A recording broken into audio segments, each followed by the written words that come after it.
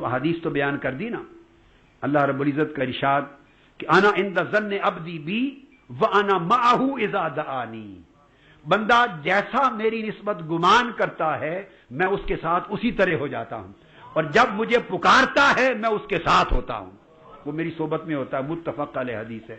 اور پھر فرمایا انا ما عبدی اذا هو ذاکرنی وتحرکت بی شفتاہ، جب تک بندہ مجھے یاد کرتا ہے اور میرے ذکر میں اس کے ہونٹ ہلتے رہتے ہیں میں اس کو اپنی صحبت میں رکھتا ہوں، میرا ہم نشین ہوتا ہے۔ اور پھر آقا علیہ الصلوۃ والسلام سے صحابہ نے پوچھا، معروف حدیث ہے کہ یا رسول اللہ الرجل یحب القوم، حضرت ابو ذر غفاری رضی اللہ تعالیٰ عنہ نے پوچھا ولا یستطیع ان یعمل کعملہم، اور ایک مقام پر فرمایا یا رسول اللہ ایک شخص بعض لوگوں سے محبت کرتا ہے، بعض اللہ والوں سے، اب بتاتا ہوں کہ شیخ کس طرح بن رہا ہے اور صحبت کس طرح مل رہی ہے اور نسبت ارادت اور مریدی کیسے بن رہی ہے۔ از کہ یا رسول اللہ کوئی کسی سے فقط محبت کرتا ہے، محبت، مگر ان جیسے عمل نہیں کر سکتا۔ اور دوسری روایت میں عرض کیا یا رسول اللہ کہ وہ ان کا زمانہ نہیں پایا، اس نے ان سے ملاقات نہیں ہوئی، محبت کرتا ہے مگر ملاقات تک نہیں ہوئی، صحبت میں بیٹھنا تو دور کی بات ہے، ملاقات نہیں ہوئی، اس کے بارے میں کیا حکم ہے؟ آقا نے فرمایا المرء مع من احب، جس شخص سے جسے محبت ہوگی اس کو اسی کے ساتھ ملا دیا جائے گا، اسے صحبت کا فیض مل جائے گا بغیر ملاقات کے۔ قیامت کے دن وہ اسی کے جھنڈے کے نیچے کھڑا ہوگا۔ اگر آپ یہاں بیٹھے سیدنا غوث العظم شیخ عبد القادر جیلانی، ملک الاصاغر بالاکابر، غوث الثقلین، ان سے محبت کریں، 9 صدیاں گزر گئیں، بغداد کا شہر بھی نہیں دیکھا، محبت کا ارادہ کر لیں، وہ آپ کے شیخ ہوئے، قیامت کے دن اللہ ان کے ساتھ کھڑا کرے گا۔ آپ لندن میں رہتے ہیں، اجمیر شریف کی سرزمین نہیں دیکھی، سلطان الہند خواجہ خواجگان سلطان الاولیاء حضور خواجہ معین الدین چشتی اجمیری سے محبت کا ارادہ کر لیں، ہمارا وقت ان کا پیار کریں، تذکرہ کریں، آپ کے وہ شیخ ہوئے، قیامت کے دن رب ان کے ساتھ کھڑا کرے گا۔ آپ شاہ نقشبند سے محبت کریں، آپ بابا فرید الدین، بابا قطب الدین بختیار کاکی، فرید الدین گنج شکر، اولیاء صلحاء سے محبت کریں، ارادہ کر لیں، وہ نسبت آپ کی قائم ہو گئی۔ حضور نے فرمایا المرء مع من احب، اور ابو ذر فإنک مع من احببت، جس سے تجھے محبت ہے تو یقیناً اس کے ساتھ ہوگا۔ تو یہ ایک صحبت محبت ہے، صحبت ارادت و محبت ہے، قیامت کے دن اللہ جمع کر دے گا۔ اور اس محبت کا فیض جس طرح صحبت سے ملتا ہے، اللہ ان کی روح سے آپ کو فیض بھی دینا شروع کر دے گا۔ بہقی میں حدیث آتی ہے، بہقی شریف میں آقا علیہ السلام نے فرمایا، حدیث پاک ہے کہ لو کان عبدین تحابا فی اللہ عز وجل واحد فی المشرق وآخر فی المغرب لجمع اللہ بینہما یوم القیامہ ویقول ھذا الذی کنت تحب فی، فرمایا اگر ایک بندہ اللہ کے دوسرے کسی مقرب بندے سے محبت کرتا ہے، اللہ کے لیے محبت کرتے ہیں، اللہ کے لیے، مگر آپس میں کبھی مل بھی نہیں سکے، ایک مشرق میں رہتا ہے دوسرا مغرب میں رہتا ہے، تو قیامت کے دن اللہ اس بندے کو اس ولی اللہ کے ساتھ ملا دے گا اور کھڑا کر کے کہے گا، وہ بندہ سوچے گا کہ مجھے اس کے ساتھ کیوں کھڑا کر دیا، اس کے ساتھ، اللہ فرمائے گا اس لیے کہ تو اس سے محبت کرتا تھا، تو محبت صحبت میں بدل جائے گی۔ اس کا فیض اگر ارادت و محبت اقتداء کے ساتھ ہو جائے تو اس دنیا میں بھی اس کا روحانی فیض بھی ملنے لگ جاتا ہے۔ پھر اللہ کی صحبت، یعنی 4 چیزوں کے ساتھ صحبت قائم ہو جاتی ہے، 4 میں سے کسی ایک کے ساتھ۔ اللہ پاک نے فرمایا وجبت محبتی للمتحابین فیہ، جو میری وجہ سے ایک دوسرے سے محبت کریں میں ان سے محبت کرنے لگ جاتا ہوں، تو محبت کی وجہ سے یہ صحبت ارادت و محبت نصیب ہو جاتی ہے۔ وجبت محبتی للمتحابین فیہ والمتزاورین فیہ، جو میری وجہ سے ایک دوسرے کی زیارت کرنے جائیں، اگر سفر کر کے کسی کی زیارت کرنے جائیں، یہ بھی بنا صحبت و ارادت بن جاتی ہے۔ والمتجالسین فیہ، اگر میرے محبت کے سبب کوئی کسی کی مجلس میں جا کے بیٹھے اس سے بھی محبت کرتا ہوں۔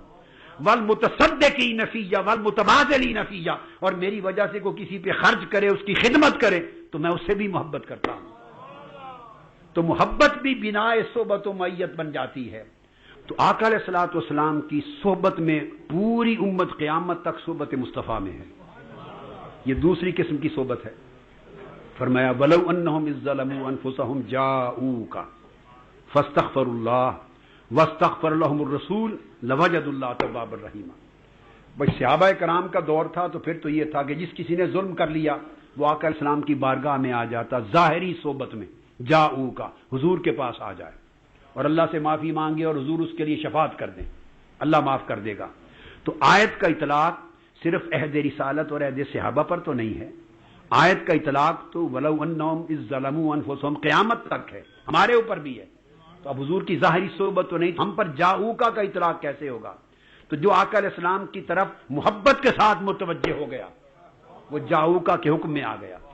جو آقا علیہ السلام کی طرف اتباع کے ساتھ متوجہ ہو گیا, اقتداء کے ساتھ متوجہ ہو گیا, توسل کے ساتھ متوجہ ہو گیا, استشفاء کے ساتھ متوجہ ہو گیا, ایسے سب لوگوں کو حضور کی صحبت باطنی مل گئی اور شفاعت نصیب ہو گئی. اس لیے اللہ رب العزت نے حضور علیہ السلام کو صاحب کہا, صحبت میں لینے والا. فرمایا والنجم اذا ہوا ما ضل صاحبکم وما غوا. اللہ نے قسم کھائی کہ تمہارے صاحب یعنی تمہیں اپنی صحبت سے نوازنے والے مصطفیٰ نہ بھولے نہ بھٹکے. صاحبکم پوری امت کے لیے فرمایا مصطفیٰ تمہارے صاحب ہیں, یعنی تمہیں صحبت دینے والے ہیں. فرمایا وما صاحبکم بمجنون, تمہارے صاحب مجنون نہیں ہیں. مطلب ہے پوری امت کو آقا نے صحبت دی. یہ صحبت توسل ہے, صحبت شفاعت ہے, صحبت توجہ ہے, صحبت سنت ہے, صحبت اتباع ہے, صحبت اقتداء ہے. تو صحبت کی قسم ہے. تو ایک صحبت مجالست ہوتی ہے, ظاہری کسی کی مجلس میں جسمانی طور پر بیٹھنا. ایک صحبت تعلیم و تربیت بھی ہے, کسی سے تعلیم اور تربیت لینا. اور اب کتابوں میں اولیاء اللہ نے جو کتابیں لکھی, اگر کوئی ذوق شوق سے ڈوب کر کشف المحجوب پڑھے تو داتا گنج بخش کی صحبت میں ہے. کوئی سالہ کو شریعہ پڑھے وہ ان کی صحبت میں ہے. آپ احوال تذکرے احیاء علوم الدین پر دیکھیں, ڈوب کر خلوت میں پڑھیں, آپ امام غزالی کی صحبت میں لگیں گے جیسے ہم کلام ہو رہے ہیں. اور ایسے اولیاء ہوئے اللہ کی عزت کی قسم کہ جو حدیث پڑھتے تھے اور پڑھتے ہیں, اللہ کی عزت کی قسم, رب ذوالجلال کی عزت کی قسم, ایسے بھی ہوئے اور ہیں جو حدیث پڑھتے ہیں ڈوب کر اور صحبت مصطفیٰ میں ہوتے ہیں.